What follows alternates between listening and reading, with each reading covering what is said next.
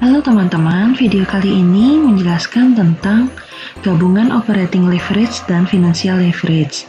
Jadi, video ini merupakan lanjutan dari video yang pertama tentang penjelasan keputusan modal dan lanjutan dari video yang kedua yaitu terkait dengan financial leverage. Silahkan ikuti video ini sampai selesai ya. Ini kita akan menghitung untuk gabungan operating leverage dengan financial leverage atau yang disebut nanti adalah DCL. Sebagai ilustrasi, di sini ada leverage operasi dan keuangan yang posisinya sama-sama rendah, di mana terdapat biaya tetap sebesar 10 juta dan biaya variabel sebesar 40% dari penjualan.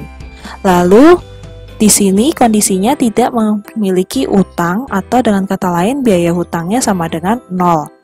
Selanjutnya terdapat beberapa kondisi tingkat penjualan mulai dari 0 rupiah, 20 juta rupiah, 50 juta rupiah, 100 juta, 150 juta dengan 200 juta sehingga ada 6 kondisi untuk tingkat penjualan. Lalu nilai perusahaan totalnya saat ini adalah 10 juta.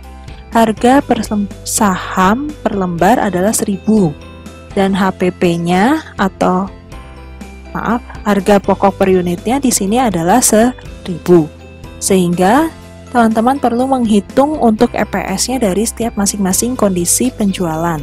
Jadi sebagai contoh, untuk kondisi penjualan 0 rupiah, maka penjualannya pun menjadi 0 rupiah. Sehingga biaya tetap tadi yang semula sudah diinformasikan yaitu 10 juta dan biaya variabelnya di sini 0 rupiah karena tidak ada tingkat penjualan. Jadi biaya variabel semula diberi informasi yaitu 40% dari tingkat penjualan, maka 40% dikalikan dengan 0 hasilnya adalah 0. Sehingga untuk total biaya yaitu hasil penjumlahan biaya tetap ditambah dengan biaya variabel adalah 10 juta. Lalu untuk EBIT yaitu diperoleh dari penjualan dikurangi dengan total biaya sehingga hasilnya 0 dikurangi dengan 10 juta hasilnya adalah minus 10 juta. Lalu untuk bunga di sini karena tidak ada utang maka bunganya adalah 0 sehingga untuk menghitung EBT yaitu minus 10 juta dikurangi dengan bunga 0 hasilnya adalah EBT-nya minus 10 juta. Lalu untuk pajak, karena pajaknya tadi adalah 40%, maka pajak di sini untuk kondisi penjualan dengan tingkat 0 rupiah adalah minus 4 juta, yaitu diperoleh dari mana? Minus 10 juta dikali dengan 40%, sehingga hasilnya adalah minus 4 juta. Untuk EAT, ini hasilnya diperoleh dari EBT dikurangi dengan pajak, sehingga hasilnya adalah minus 6 juta. Lalu untuk menghitung earning per share, maka minus 6 juta ini kita akan bagi dengan lembar sahamnya yaitu 10.000, sehingga EPS-nya adalah minus 600. Sama halnya dengan di kondisi misal penjualannya adalah 50 juta. Maka di sini dengan kondisi penjualan 50 juta lalu biaya tetap 10 juta dan untuk biaya variabel yaitu 40% dari tingkat penjualan maka biaya variabelnya adalah 20 juta. Lalu untuk total biaya berarti berapa? Untuk di kondisi penjualan 50 juta yaitu 10 juta ditambah 20 juta hasilnya adalah 30 juta. Lalu untuk EBIT di sini diperoleh dari mana? Yaitu 50 juta dari penjualan dikurangi dengan total biaya 30 juta sehingga hasilnya adalah 20 juta. Lalu karena bunga hasilnya 0, maka EBT-nya di sini adalah tetap 20 juta yaitu EBIT dikurangi dengan bunga. Lalu untuk pajak karena pajaknya 40%, maka di sini kondisinya untuk penjualan 50 juta yaitu hasilnya pajaknya adalah 8 juta.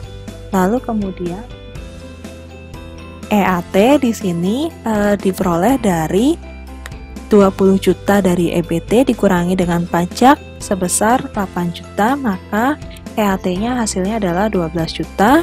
Dan EPS untuk tingkat penjualan 50 juta itu diperoleh dari EAT 12 juta dibagi dengan lembar saham 10.000, hasilnya adalah EPS-nya 1.200. Oke, selanjutnya untuk menghitung DOL dari penjualan 50 juta, yaitu dengan cara teman-teman harus menghitung terlebih dahulu untuk menghitung bagian C-nya. Atau dengan kata lain margin kontribusi, karena kan rumus dari DOL sebagai berikut. Nah, ini teman-teman, C dikali Q dibagi C kali Q kurangi F atau biaya tetap, sehingga di sini untuk menghitung P-nya, di sini teman-teman harus mencari terlebih dahulu.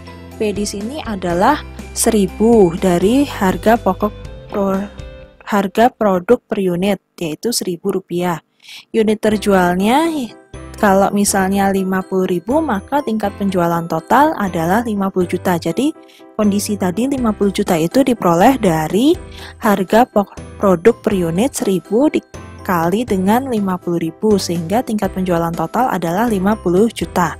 Sama halnya dengan menghitung biaya variabel, berarti karena tadi teman-teman mengetahui biaya variabel itu langsung dari tingkat penjualan total, yaitu 50 juta, maka di sini teman-teman harus menghitung untuk biaya variabel per unit, yaitu diperoleh dari mana? Biaya variabel sebesar 40% dikali dengan tingkat penjualan sebesar 50 juta, sehingga biaya variabel tersebut untuk kondisi penjualan 50 juta adalah sebesar 20 juta.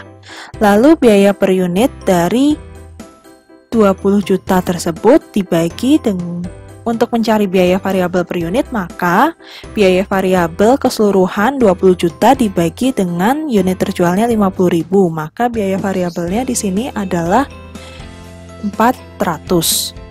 Sehingga kalau kita hitung untuk menghitung DOL dengan cara yang sama, maka di sini margin kontribusi yaitu P dikurangi F, P dikurangi V, 1000 dikurangi dengan 400 dikali dengan Q-nya yaitu 50.000, sehingga hasilnya adalah berarti 600 dikali dengan 50.000, sehingga hasilnya adalah nanti 30 juta.